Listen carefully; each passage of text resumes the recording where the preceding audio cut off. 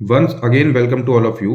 इस particular lecture के अंदर हम बजट को डिस्कस करेंगे कि कैसा रहा बजट, कितनी उम्मीदों को खड़ा उतर पाया बजट, और कैसा है बजट का पूरा प्रोविजन। उसको हम देखेंगे कि क्या क्या मेंशन किया गया है बजट के अंदर। तो एक्चुअली में बजट जो वर्ड है वो कॉन्स्टिट्यूशन में कहीं भी लिखा हुआ नहीं है, काफ़ी नॉर्मली सबको पता है। एक 112 जो आर्टिकल है, आर्टिकल 112 जो है, उसके अंदर फाइनेंशियल एनुअल फाइनेंशियल स्टेटमेंट लिखी गई है। एक ऐसा लिखा हुआ वर्ड है, एक लाइन है एनुअल फाइनेंशियल स्टेटमेंट, तो जिसे हम बजट बोलते हैं। कब स्टार्ट हुआ बजट इंडिया के अंदर? 1858 के अंदर ट्रांसफर ऑफ जो पावर को दिया गया, एम्परर के हाथ में गई है वो पावर, एम्प्रेस के हाथ में गई जब पावर ब्रिटिश इंडिया ईआईसी के हाथ से, तो उसके बाद 1860 1860 के आसपास पहला बजट हमारा आया। और हमारे जो फाइनेंस मिनिस्टर जॉन मिथाई थे, इन्होंने फर्स्ट इंडिपेंडेंट इंडिया का बजट पेश किया। एक्चुअली में बजट होता क्या है, यदि इस चीज़ की हम देख लें, इस चीज़ की हम यदि बातें करें, इस चीज़ को यदि हम देखें, तो बजट जैसा कि हमारा घर होता है, घर के अंदर हम बेसिकली एक्चुअली में क्या करते हैं कि पूरे घर का जो खर्चा होता है मंथ का पूरा, उसको मंथली बजट बोलते हैं। सालाना होता है उसको सालाना बजट बोलते हैं। जनरली बजट को हम ईयरली देख लेके चलते हैं। तो जितना भी घर को रन करने के लिए जो भी खर्चा आएगा उसको आप बजट बोलते हैं। उसी तरह से कंट्री लेवल पे यदि हम बात करें, तो पूरी कंट्री को रन करने के लिए, पूरी कंट्री को चलाने के लिए एंटायर ईयर के अंदर जितना खर्चा होता है उसे बजट बोलते हैं। काफ़ी लोग कंफ्यूज हो जाते हैं कि जीडीपी क्या है, बजट क्या है। तो इसके लिए मैं बता दूं, जीडीपी क्या है और बजट क्या है। अराउंड 200 लाख करोड़ अभी इंडिया की जीडीपी है। इस बार जो बजट आया है वो 39 लाख करोड़ का है। ओके, तो हम बोल सकते हैं कि ये लगभग लगभग 20% ऑफ जीडीपी के आसपास आया है। तो जीडीपी का मतलब होता है कि आपकी कंट्री के अंदर, आपकी फिजिकल बाउंड्री के अंदर जो भी चीज़ आप प्रोड्यूस कर रहे हो, चाहे वो इंटेंजिबल हो चाहे वो टेंजिबल हो, उसका एक्चुअल जो वैल्यूएशन कर लिया जाएगा, पूरा समअप कर लिया जाएगा, तो दैट इज एक्चुअली में जीडीपी, उसे जीडीपी बोलेंगे। और बजट का मतलब है कि आपको साल भर अपने आप को रन करने के लिए जो खर्चे जो होंगे आपकी कंट्री के, उनको बजट बोला जाएगा। तो this is the basic difference between the budget and actual GDP. तो इसमें काफ़ी बार लोग कंफ्यूज हो जाते हैं। इस बार के यदि बजट की हम बात करें, तो पिछली बार का जो बजट था अराउंड 35 लाख करोड़ के आसपास था, बट इस बार का जो बजट है वो 4 लाख करोड़ का इंक्रीमेंट लेके 39.4 लाख करोड़ के आसपास आया है। अब बजट जब आ जाता है तो उसके बाद ये तो बात होती है खर्चे की, कि पैसा कहाँ जाएगा कहाँ नहीं जाएगा और कितना पैसा खर्च होगा। हम ये भी देख लेते हैं कि बजट के अंदर कहाँ से पैसा आता है, कौन से वेज होते हैं जिनके थ्रू पैसा आता है। तो यदि हम उनको देखने के लिए जाते हैं तो हमें पता है कि पहली बात तो हम रेवेन्यू रिसिप्ट की बात करेंगे, फिर कैपिटल रिसिप्ट की बात करेंगे। ओके, देन एंटायरली वो कलेक्शन होके एंड देन फाइनली हम कुछ बोरोइंग्स वगैरह करेंगे जो कि काफ़ी मेजर होती है हमारी कंट्री के अंदर, और डिसइन्वेस्टमेंट वगैरह कैपिटल रिसिप्ट के अंदर ही आ जाएगा।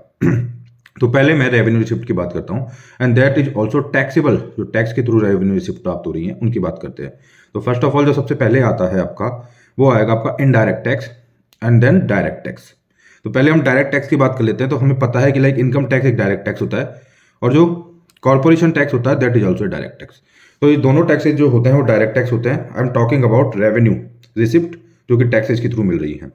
तो आपका जो indirect tax and direct tax, मैंने उनको दो सब क्लासिफाइड किया, उनको भी फर्दर मैंने क्लासिफाइड किस तरह से किया है।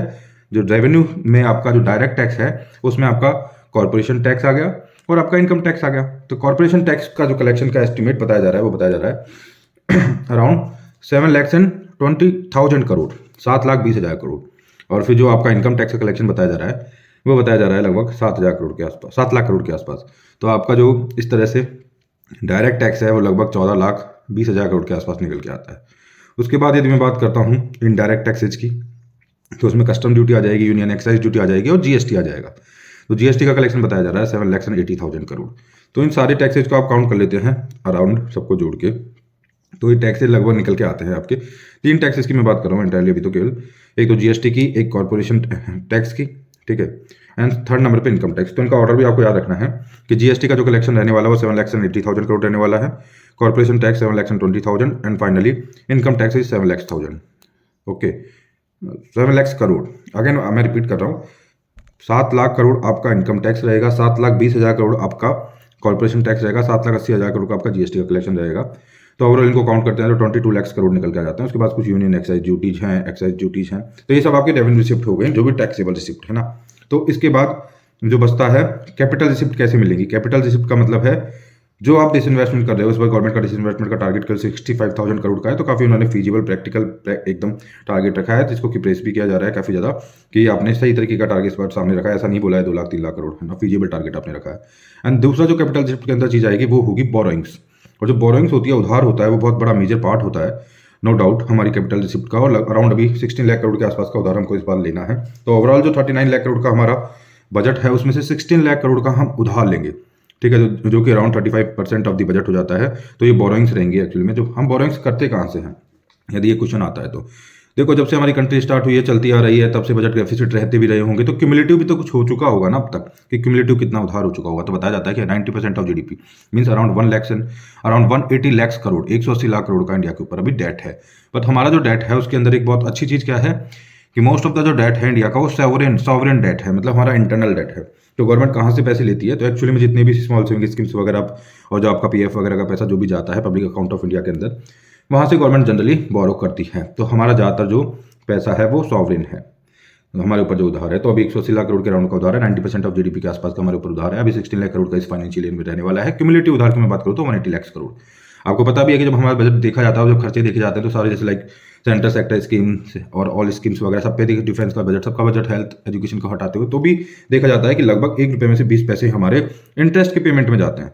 तो वो इंटरेस्ट का पेमेंट कौन सा होता है, वो इंटरेस्ट पेमेंट वही होता है जो 180 लाख करोड़ क्यूमुलेटिव हो चुका है, उसका इंटरेस्ट का जो हम पेमेंट करते हैं वही वो इंटरेस्ट का पेमेंट होता है, जो कि एक्चुअली में 8 लाख 9 लाख करोड़ 10 लाख करोड़ के आसपास चला जाता है। तो 20% ऑफ दी एंटायर बजट जो है हमारा केवल इंटरेस्ट पेमेंट के अंदर चला जाता है। तो ये कुछ इंटरेस्टिंग बातें थी हमारे ऊपर जो डेट है, सॉवरेन डेट है, मोस्ट ऑफ द डेट जो है उसके बारे में।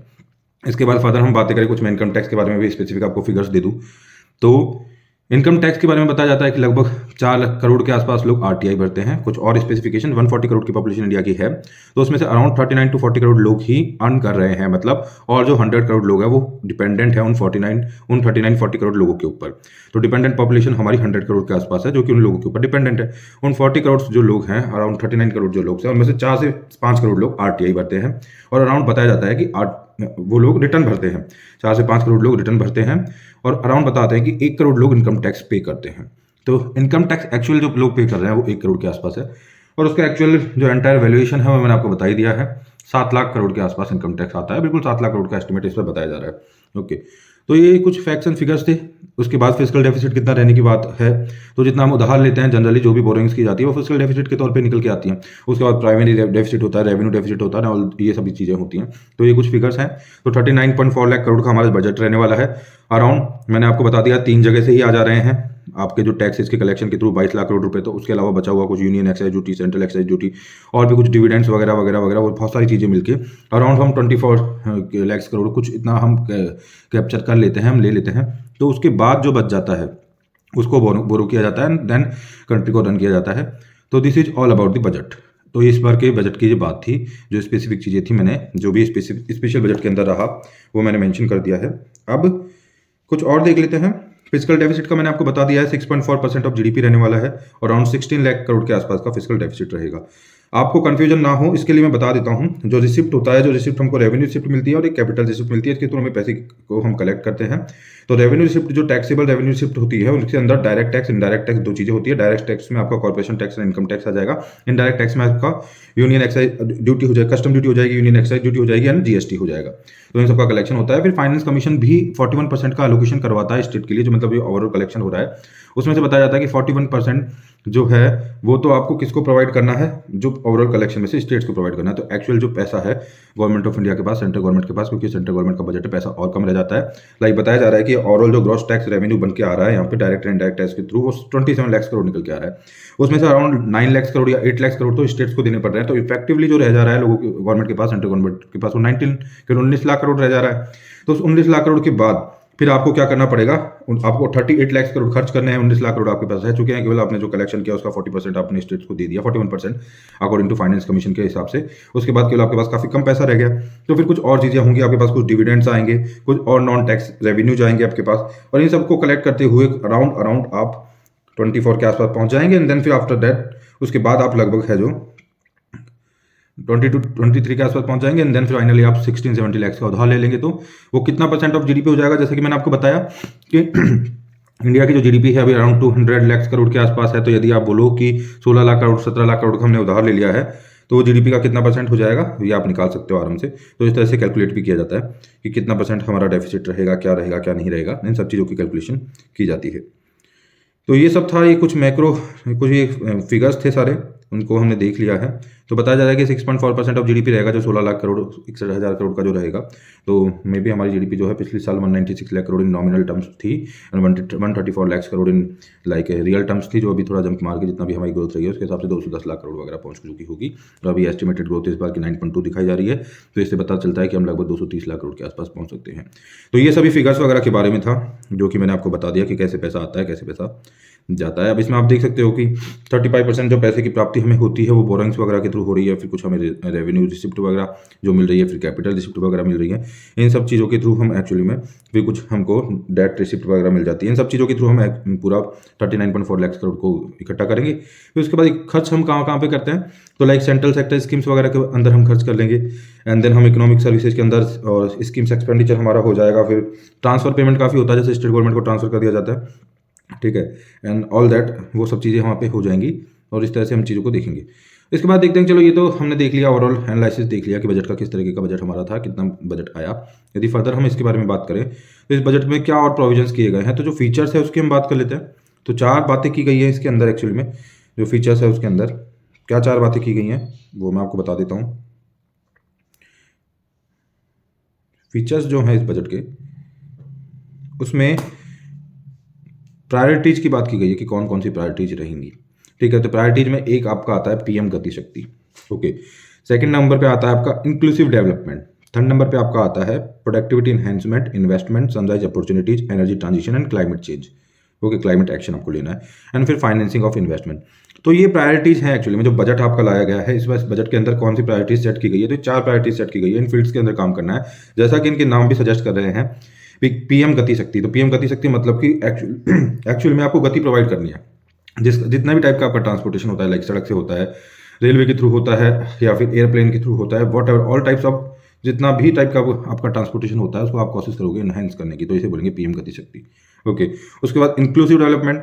तो जितने भी स्टेक होल्डर्स होते हैं, जितने भी लाइक फार्मर्स होते हैं और स्टूडेंट्स होते हैं, या फिर आप जितने भी टाइप से इसको सब डिवाइड कर सको, क्लासीफाइड कर सको, वुमेन्स हो गई, जितने भी तरीके से उन सबका इंक्लूसिव डेवलपमेंट हो, मतलब सबके लिए कुछ ना कुछ हो, इस तरह की प्रायोरिटीज स्कीम के अंदर रखी गई है। देन बाय फाइनल इसमें फिर उसके बाद प्रोडक्टिविटी एनहेंसमेंट, मतलब किस तरह से ईज ऑफ डूइंग बिजनेस को अच्छा किया जाए, किस तरह से प्रोडक्टिविटी को बढ़ाया जाए, किस तरह से क्लाइमेट एक्शंस लिए जाए, किस तरीके से एनडीसीज को भी डिसाइड किया जाए कि एनडीसीज भी फुलफिल हो सके, नेशनली डिटरमाइंड कॉन्ट्रीब्यूशंस वगैरह, इन सभी चीज़ों को ध्यान में रखने की इसमें बात की गई है। एंड फाइनली जाके होता है फाइनेंसिंग ऑफ इन्वेस्टमेंट, कि भाई इतना सारा इन्वेस्टमेंट आना है, अब जब कंट्री को इतनी तेज रन करना है तो फाइनेंसिंग की भी तो रिक्वायरमेंट होगी, तो फाइनेंसिंग कैसे होगी।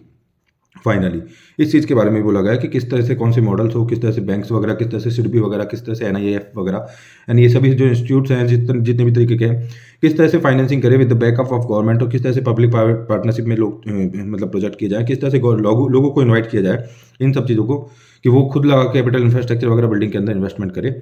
इस तरीके की कुल मिला के बातें यहाँ पे की जा रही हैं। तो इसमें सभी उन स्कीम्स का क्या प्रोविजंस आने वाले हैं, क्या बड़ी बड़ी अप्रोच रहने वाली है, क्या इंसेंटिव्स ये लोग लेने वाले हैं, इन सबकी बात की गई है। तो मैं मेजर चीज़ें बता देना चाहूँगा। तो पहले मैंने सारे फैक्ट्स एंड फिगर्स जो हैं बजट के बारे में वो आपको बता दिए हैं ना। आफ्टर दैट मैं बता रहा हूँ जो प्रायोरिटीज रहने वाली है गवर्नमेंट की, जो बजट में मेंशन की गई है वो 4 है। एक पीएम गति शक्ति की बात करता है, एक इंक्लूसिव डेवलपमेंट की बात होती है, एक जगह से काफ़ी बड़ा एक पूरा नाम लिखा गया है जिसमें productivity enhancement, sunrise opportunities, energy transition, climate action, इन सबको इंक्लूड करने की बात हुई है। और फाइनली हुआ है फाइनेंशियल इन्वेस्टमेंट या फाइनेंसिंग ऑफ इन्वेस्टमेंट। ये 4 पिलर्स हैं एक्चुअली में।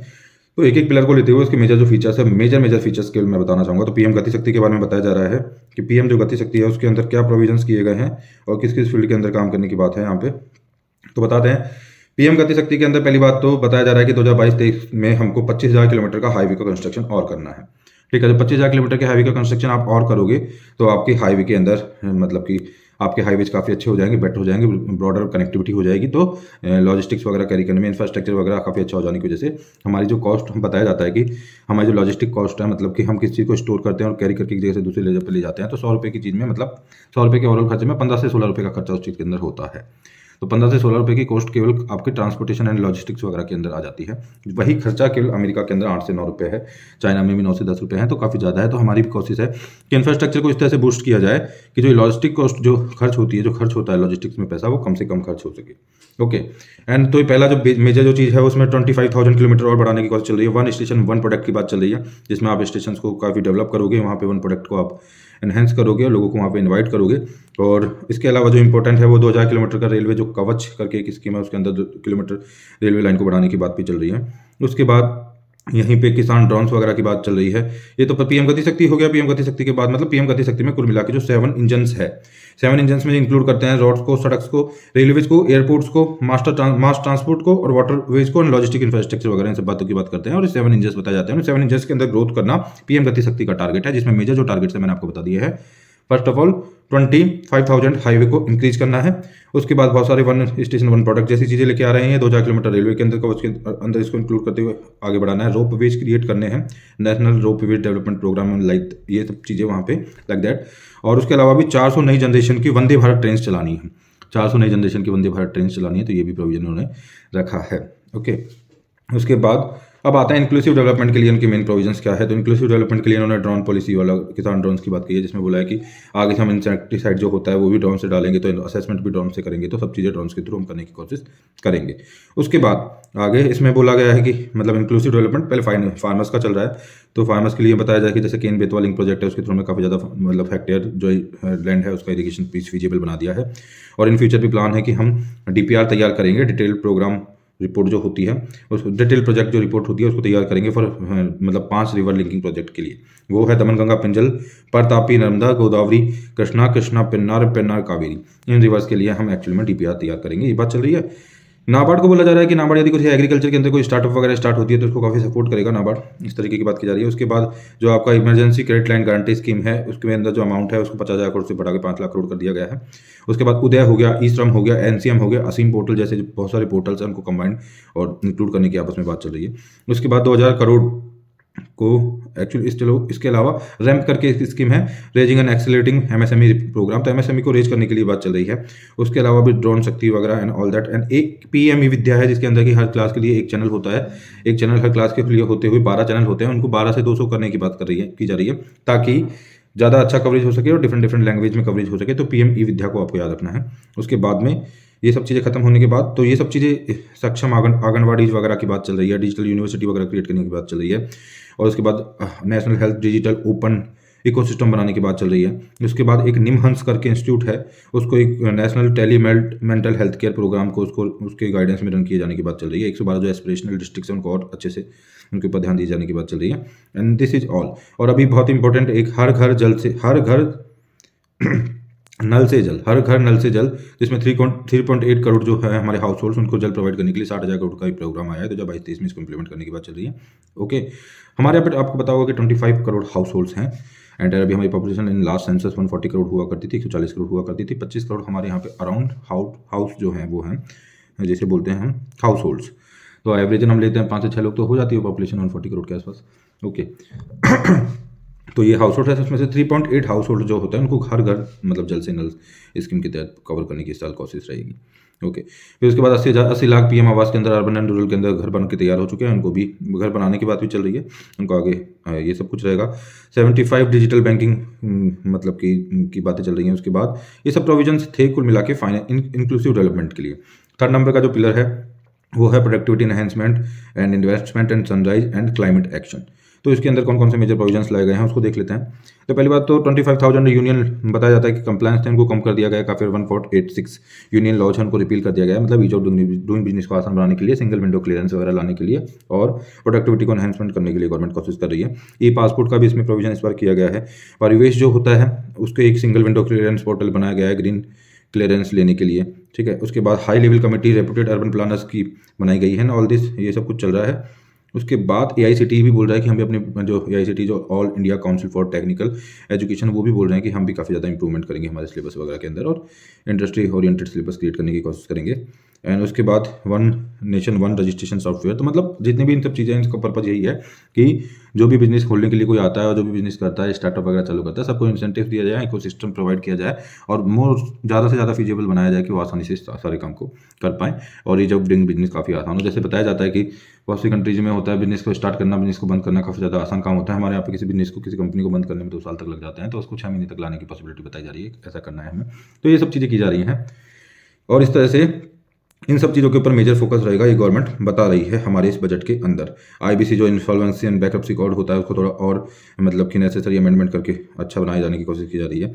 तो स्पेशल इकोनॉमिक जोन्स के अंदर कुछ बदल के, क्योंकि 2005 में स्पेशल इकोनॉमिक जोन जो आया था एक्ट, उसको भी बदल के कुछ और मॉडिफाइड करके उसको और इंक्लूसिव करके उसके अंदर स्टेट्स की शेयरिंग को इंश्योर करने की बात भी की जा रही है। तो ये सब चीज़ें चल रही हैं। और उसके बाद बताया जा रहा है कि वेस्ट मैनेजमेंट, उसके बाद ईओडीबी सेकंड 2.0 चालू हो चुका है। ईओडीबी का मतलब है ईज ऑफ डूइंग बिजनेस 2.0 भी स्टार्ट किया गया है। तो इसके बाद गैस जो कोल है उसके गैसिफिकेशन के लिए बात चल रही है, उसके लिए पायलट प्रोजेक्ट वगैरह है। तो ये सब कुछ था आपका। अब फाइनेंसिंग कैसे होगी, जो फाइनल आपका पिलर है, फोर्थ नंबर का जो आपका पिलर है, सॉरी, वो है फाइनेंसिंग ऑफ इन्वेस्टमेंट। तो फाइनेंसिंग ऑफ इन्वेस्टमेंट कैसे करना है उसके बाद यदि आती है, तो इसमें कुछ स्पेसिफिक नहीं है। फाइनेंसिंग ऑफ इन्वेस्टमेंट के लिए हमने बोला कि इस बार सबसे अच्छी चीज़ तो क्या हुई है कि हमने कैपिटल इंफ्रास्ट्रक्चर बढ़ा दिया। बताया जा रहा है कि 2019-20 में जो कैपिटल एक्सपेंडिचर के लिए जो अलोकेशन हुआ था, इस बार का अलोकेशन जो 7.5 लाख करोड़ के आसपास कैपिटल इन्वेस्टमेंट के लिए अलोकेशन बताया जा रहा है, वो 2.2 टाइम्स ऑफ 2019-20 है। तो काफ़ी अच्छा हमने पैसा डाला है अलोकेशन के लिए। तो ये काफ़ी ज़्यादा प्रेस भी किया जा रहा है, इसकी प्रशंसा भी की जा रही है काफ़ी ज़्यादा। ये काफ़ी ठीक ठाक का पैसा आपने इस बार कैपिटल एक्सपेंडिचर के अंदर डाला है, और उसका no doubt spill over effect होने की पॉसिबिलिटीज़ भी वो बता रहे हैं, वगैरह वगैरह। उसके बाद यदि बात की जाती है तो गिफ्ट सिटी वगैरह एंड आईएफएससी वगैरह, इन सबको और ज़्यादा थोड़ा मतलब इनको इंटरनेशनली थोड़ा इनका स्टैंडर्डाइज करते हुए इनको फ्री फ्रॉम डोमेस्टिक रेगुलेशन किए जाने की बात की जा रही है। और international arbitration centres will set up in gift city, international arbitration centres भी हम खोलेंगे, इस चीज़ की भी बात है। उसके बाद एनर्जी स्टोरेज डाटा सेंटर्स वगैरह के अंदर हमको फोकस करना है। उसके बाद ब्लॉकचेन टेक्नोलॉजी वगैरह, आरबीआई जब अपना मतलब डिजिटल करेंसी लेके आ जाएगा तो काफ़ी ज़्यादा इसके थ्रू हेल्प मिल सकती है, और काफ़ी ज़्यादा उसके थ्रू मतलब की ग्रोथ हो सकती है। और मतलब काफ़ी ज़्यादा इसके थ्रू जो पैसा खर्च होता है, इंफ्रास्ट्रक्चर क्रिएट करना पड़ता है लाइक फिजिकल मनी के लिए, इन सब चीज़ों के लिए उसके अंदर कमी आ सकती है। तो ये सब चीज़ें इसके अंदर थी। और फाइनली पीएलआई आपको चल रहा है, प्रोडक्शन लिंक इंसेंटिव स्कीम, जो कि 2019-20 के अंदर आई है। बेस ईयर 2019-20 बताया गया है पीएलआई को, प्रोडक्शन लिंक इंसेंटिव स्कीम 13 से 14 सेक्टर्स के अंदर होते हैं। बताया जा रहा है कि इसके थ्रू हम 5 साल के अंदर 30 लाख करोड़ का हमारे जीडीपी के अंदर बढ़ा सकते हैं। 30 लाख करोड़ रुपए मतलब पर साल 6 लाख करोड़ रुपए का इंक्रीमेंट, मतलब काफ़ी बड़ा किया जा सकता है। अच्छे से फिजिबल तरीके से इसको किया जाता है। कुछ नहीं होता है। पीएलआई होती क्या है, प्रोडक्शन लिंक जो इंसेंटिव स्कीम होती है, आत्मनिर्भर भारत के परव्यू के अंदर आई है। और इसके अंदर होता क्या है कि कुछ सेक्टर्स है उसके अंदर यदि आप प्रोडक्शन ज़्यादा करते हो, कंपनियों को 2019-20 के बेस लेवल से ज़्यादा करती है, तो उसके लिए उनको इंसेंटिव्स दिए जाते हैं, काफ़ी सारे टैक्स बेनिफिट्स दिए जाते हैं, ये सब चीज़ें की जाती हैं। तो this is basically PLI scheme. इसके थ्रू उनका प्रोडक्शन बढ़ जाने की वजह से, उसमें सरप्लस में प्रोड्यूस होने की वजह से हमारी आत्मनिर्भरता खुद के ऊपर बढ़ जाती है। तो ऐसे 14 सेक्टर्स बेसिकली 13 से 14 सेक्टर भी एक और सेक्टर इंक्लूड किया है, पहले 13 हुआ करते थे शायद। तो 13 to 14 सेक्टर्स में पीएलआई अभी चल रही है। तो this is all about the PLI and this is all about the financial inclusion, sorry financial investment. तो 4 पिलर थे, पीएम गति शक्ति हो गया, फिर फाइनेंशियल, उसके बाद इंक्लूसिव डेवलपमेंट हो गया, देन उसके बाद आपने प्रोग्रेस वगैरह, सनराइज क्लाइमेट एक्शन वगैरह वो सब कुछ देख लिया, सनराइज अपॉर्चुनिटीज वगैरह सब देख लिया। उसके बाद फाइनल आपका था फाइनेंसिंग ऑफ इन्वेस्टमेंट। तो ये 4 पिलर्स रहे, ये 4 प्रायोरिटीज रहेंगी, 4 एरियाज रहेंगी जहाँ पे की प्रायोरिटीज रहेंगी बजट के थ्रू अच्छे से ग्रोथ को अचीव करने की। तो हम 2 सेगमेंट खत्म कर चुके हैं। फर्स्ट ऑफ ऑल हमने देख लिया सारे आंकड़े, फिगर्स वगैरह की क्या कितना है, कितना लोकेशन है वगैरह वगैरह मोटे मोटे तौर पे। सेकंड नंबर पे हमने इसकी थीम देख ली है बजट की, कि बजट किन चीज़ों को प्रायोरिटीज दे रहा है, किन फील्ड्स को प्रायोरिटीज दे रहा है। वो 4 फील्ड्स ही वो मैंने बता दी है। अब हमें देख लेते हैं कि बजट के अंदर पॉजिटिव चीज़ें क्या हैं, और फाइनली जो क्रिटिक्स हैं वो क्या बोल रहे हैं बजट के बारे में। पॉजिटिव चीज़ें क्या हैं, और फिर क्रिटिक्स जो हैं क्या क्रिटिसिज्म कर रहे हैं बजट का, किस बिहाफ पे क्रिटिसिज्म कर रहे हैं बजट का, ये दोनों चीज़ें देख लेते हैं। तो उससे पहले मैं थोड़ा सा बता दूं कि जनरली जब बजट आता है तो लोगों की नजर उसके ऊपर होती है, क्योंकि उन लोगों को लगता है सबको कि टैक्सेशन बेनिफिट्स वगैरह दिए जाएंगे, कुछ स्लैब्स वगैरह चेंज की जाएगी, हो सकता है कुछ बेनिफिट्स वगैरह दिए जाए। तो जो मिडिल क्लास होती है वो जनरली अपनी आंखें इसी वजह से लगाती है, जमाए रखती हैं बजट के ऊपर, क्योंकि उनको लगता है कि कुछ ना कुछ स्पेसिफिकली चेंज होगा, मतलब टैक्स स्लिप्स के अंदर कुछ बेनिफिट्स दिए जाएंगे। तो वैसा इस बार कुछ खास स्पेशल देखा नहीं गया इस बजट के अंदर। ये एक इसको क्रिटिसिज्म भी इसमें आएगा बाद में, कि जब आप कोविड की सिचुएशन से गुजर रहे हैं, जब आप इतना ज़्यादा क्रंच देख रहे हैं पैसे के अंदर, लोगों के हाथ में पैसा नहीं है, लोग इन्वेस्ट नहीं कर पा रहे हैं, बहुत सारे फैक्ट्स एंड फिगर इस चीज़ को डिनोट कर रहे हैं, बहुत सारे सर्वे इस चीज़ को डिनोट कर रहे हैं कि मिडिल क्लास को इधर से क्रश हो रहा है, उनके हाथों में पैसा नहीं है, वो इन्वेस्ट नहीं कर पा रहे हैं। तो ऐसी कंडीशन के अंदर आप लोगों का उनको टैक्स बेनिफिट्स ना देना, उनके हाथ में सीधा कुछ पैसे वैसे को ट्रांसफर ना कर देना, और डिमांड साइड पुश ना देना, ये थोड़ा सा गलत है। आपने सप्लाई साइड आप मतलब बेसिकली अच्छा कर रहे हैं सिस्टम को, बट डिमांड साइड पुश की भी तो रिक्वायरमेंट है, ठीक है। तो वो आपको ना प्रोवाइड करना थोड़ा सा मतलब कि चिंताजनक है, यहाँ पे बताया जा रहा है क्रिटिक्स के द्वारा। तो मैं बता देता हूँ कि कोई पास प्रपोजल दिया नहीं गया है बेसिकली टैक्सेशन वगैरह के लिए।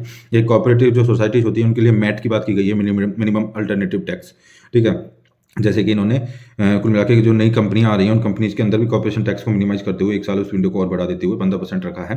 उसके बाद इन्होंने जो एमएसएमई जो अभी स्टार्टअप्स चल रहे हैं उन स्टार्टअप्स के लिए भी इन्होंने कुछ प्रोविजन किया है जिनमें टैक्स रिबेट दी गई है। उस टैक्स रिबेट्स के इनके क्राइटेरिया को उन लोगों ने बढ़ाया है और जो नई नई कंपनियां खुल रही हैं उन नई नई कंपनी के लिए जो है 1 साल के लिए और बढ़ा दिया गया है कि 15% मिनिमम उनको टैक्स पे करना है, तो बच जाएंगी। उसके बाद उसी के बिहाफ पे तो ये सब कुछ है। इसमें एक इंपॉर्टेंट प्रोविजन ये भी आया है कि जो आपका आप जो अपडेट कर सकते हो, आपका जो रिटर्न आप भरते हो उसको आप फर्दर 2 साल तक, तो इससे बहुत सारे जो डिस्प्यूट्स होते हैं वो रिजॉल्व हो जाएंगे। क्योंकि काफ़ी बार क्या होता है कि बहुत सारी प्रॉब्लम, बहुत सारे डिस्प्यूट बाद में जाके जो पैसा आता है उसकी वजह से हो जाती है, तो इसको जल्द करने के लिए आप 2 साल तक अपडेट कर सकते हो अपने रिटर्न को, ये भी इसमें बताया गया है। उसके बाद इसके पॉजिटिव पॉइंट हम देख लेते हैं। तो जैसा कि मैंने बताया पॉजिटिव पॉइंट के अंदर, तो सबसे पहले तो इसमें कैपिटल इंफ्रास्ट्रक्चर जो है उसके ऊपर खर्चा काफ़ी ज़्यादा बढ़ रहा है, जो कि अपने आप में 2019-20 का 2.2 टाइम है, जो कि काफ़ी ज़्यादा है। तो इस वजह से इसको काफ़ी प्रेस किया जा रहा है, प्रेस इसकी प्रशंसा की जा रही है कि आपने काफ़ी ज़्यादा अच्छा पैसा कैपिटल इंफ्रास्ट्रक्चर के अंदर डाला है, जो कि लॉन्ग टर्म इंडिया को काफ़ी बेनिफिट देगा। ठीक है। उसके बाद इसमें ये काफ़ी बड़ा प्लस पॉइंट बताया जा रहा है कैपिटल इंफ्रास्ट्रक्चर के अंदर इंक्रीज करना, इसको काफ़ी ज़्यादा प्रेस किया जा रहा है। ठीक है। उसके बाद बताया जा रहा है कि इस बार आपने रेवेन्यू एक्सपेंडिचर को काफ़ी ज़्यादा ठीक तरीके से रखा है और ज़्यादा रेवेन्यू एक्सपेंडिचर ना करने की कोशिश की है, अपने आप को थोड़ा सा मतलब पकड़ के रखा है। तो this is also good. And then finally इसमें ये भी बताया जा रहा है कि इस बार आप काफ़ी ज़्यादा रियलिस्टिक फिगर्स के साथ आए हैं। लाइक जब आप 9.6% की ग्रोथ की रेट बता रहे हैं तो आप काफ़ी प्रैक्टिकल है उस चीज़ के अंदर। ठीक है, आप कुछ हवाबाजी नहीं कर रहे हैं, ज़्यादा बड़ी बातें नहीं कर रहे हैं। जब 65,000 का आप डिसइन्वेस्टमेंट बता रहे हैं तो उसमें भी आप काफ़ी प्रैक्टिकल है। तो you are coming with practical budgets, और कुछ ऐसा नहीं है कि इस बजट के अंदर अल्योर करने की, अट्रैक्ट करने की कोशिश की गई हो इलेक्टर्स को, जो इलेक्शन आने वाले हैं जिन स्टेट्स के अंदर, ऐसा कुछ स्पेसिफिकली नहीं किया गया है ज़्यादा, ऐसा भी एक्सपर्ट्स बता रहे हैं। तो ये भी एक अच्छी चीज़ बताई जा रही है इस बजट के बारे में कि आप जो आए हैं कुछ रियलिस्टिक, कुछ प्रैक्टिकल मतलब कि थॉट्स के साथ आए हैं। ऐसा नहीं बोल रहे कि 3 लाख करोड़ का 3 लाख करोड़ का हम डिसइन्वेस्टमेंट कर देंगे, आप केवल बोल रहे हैं 65,000 करोड़ का हम डिसइन्वेस्टमेंट करेंगे, जो कि काफ़ी अच्छी चीज़ है ना। उसके बाद 9.6% का आप ग्रोथ का फिगर बता रहे हैं, उसके हिसाब से जब एस्टिमेशन आप कर रहे हैं, पूरी कैलकुलेशन कर रहे हैं, जो कलेक्शन आप बता रहे हैं वो सब बिल्कुल ठीक है। उसमें कोई बात हाइपर बोला नहीं कर, मतलब आप कुछ ज़्यादा बड़ी बातें नहीं कर रहे हैं। ओके। उसके बाद उसके बाद इसमें बताया जा रहा है कि 65,000 का डिसइन्वेस्टमेंट आप बता रहे हैं, बिल्कुल ठीक बता रहे हैं। उसके बाद 1.5 लाख करोड़ का आपने जो डिफेंस के लिए आपने कैपिटल पैसा अलॉट किया है, जिसमें 68% जो प्रोक्योर है केवल इंडिजीनियसली करना है, उससे इंडिजीनियसली इंडस्ट्री को बूस्ट मिलेगा। ये आप काफ़ी अच्छा कर रहे हैं, काफ़ी प्लस चीज़ कर रहे हैं इस चीज़ को आप। और 1.52 करोड़ का जो आप पूरा प्रोक्योरमेंट करने की बात कर रहे हैं, डिफेंस कैपिटल इंफ्रास्ट्रक्चर में जो आप खर्च करने की बात कर रहे हैं, सॉरी प्रोक्योरमेंट, कोर कैपिटल आपने एलोकेशन किया है। 1.52 करोड़ का कोर कैपिटल आपने जो डिफेंस को अलॉट किया है, जिसमें भी 68% प्रोक्योरमेंट आपको इंडिजीनियसली करना है, वो आप काफ़ी अच्छी चीज़ कर रहे हैं। उसके बाद हर घर जल वगैरह उसमें 3.8 करोड़ जो हाउस होल्ड्स हैं उनको जो आप प्रोवाइड करने की बात कर रहे हैं, नल से पानी, वो 60,000 करोड़ का प्रोजेक्ट भी काफ़ी आपका अच्छा है। और उसके बाद बैटरी स्विपिंग वगैरह की जो आपकी कुछ प्लानिंग्स है, और इलेक्ट्रिक व्हीकल्स के अंदर जो आपके प्रोविजंस इन फ्यूचर रहने वाले हैं वो भी काफ़ी अच्छे हैं। तो इन ग्राउंड्स के ऊपर प्रेज किया गया है इस बजट को। अब हम फाइनली बात करते हैं कि क्रिटिसाइज किस बिहाफ पे किया गया है, क्रिटिक्स का क्या बोलना है, क्या क्या रहा इस बजट के अंदर जो कि ठीक नहीं रहा है। तो उसमें बताया गया है कि इस बजट के अंदर अनएम्प्लॉयमेंट की अभी हम रेट की बात करते हैं, अभी तो 7.2% अनएम्प्लॉयमेंट की रेट है, जो कि हिस्टोरिकली काफ़ी ज़्यादा हाई है। और अनएम्प्लॉयमेंट के लिए कोई भी प्रोविजन यहाँ पे नहीं की गया है, अनएम्प्लॉयमेंट को रिजॉल्व करने के लिए कोई भी बात यहाँ पे नहीं की गई है। तो ये सबसे बड़ा एक क्रिटिसिज्म है। बताया जा रहा है कि आप कैपिटल इंफ्रास्ट्रक्चर बढ़ाने की बात कर रहे हो, आप सप्लाई साइड पुश तो काफ़ी अच्छा दे रहे हो कि सप्लाई साइड सिस्टम को आप इंप्रूव कर रहे हो काफ़ी ज़्यादा। इन फ्यूचर लॉन्ग टर्म आप 3-3, 4-4 साल की बड़ी बड़ी स्कीम्स लेके आ रहे हो, और आप लॉन्ग विजन्स की बातें कर रहे हो। That is good for the country, but in a long run your intentions are really good. But what about right now, what is going on right now in our country. हमारी economy जो अभी crush हो रही है, post Covid का system चल रहा है। अभी बताया जा रहा है, कुछ फैक्ट्स एंड फिगर्स इस चीज़ को बता भी रहे हैं, लाइक कि 2014 के अंदर 1.17 करोड़ जो है टू व्हीलर्स बिके थे, जो कि 1.19 करोड़ व्हीकल्स की बिक्री हुई थी, टू व्हीलर व्हीकल्स की, इन 2014 के अंदर, जो अभी 2021 में केवल 1.17 करोड़ हुई है। 7 साल बाद टू व्हीलर्स की जो बिक्री है 1.17 करोड़, केवल 1.17 करोड़ हुई है। तो इससे साफ साफ पता चल रहा है कि मिडिल क्लास बहुत ही ज़्यादा प्रेशर फील कर रहा है, उनकी जो है परचेजिंग पावर कम हो चुकी है। तो ऐसी कंडीशन में लॉन्ग टर्म विजन दिखाना, लॉन्ग टर्म्स की बातें करना अच्छी बात है, लेकिन शॉर्ट टर्म मीजर्स भी लिए जाते हैं। आप सप्लाई साइड सिस्टम को इंप्रूव करने की बात कर रहे हैं, लेकिन डिमांड साइड पुश भी दिया जाता, थोड़ा टैक्स बेनिफिट्स दिए जाते हैं, उनके हाथ में कुछ पैसा और बचने दिया जाता, या फिर आप कुछ डायरेक्ट बेनिफिट्स वगैरह ट्रांसफर कर रहे होते, तो that could be more good thing. तो वो कुछ ज़्यादा अच्छी चीज़ हो सकती थी, ऐसा एक्सपर्ट्स कुछ बता रहे हैं क्रिटिसिज्म करते हुए। ठीक है। तो फर्स्ट ऑफ ऑल तो अनएम्प्लॉयमेंट के लिए आपने कोई बात नहीं बोली है, बहुत ज़्यादा हाई है अनएम्प्लॉयमेंट।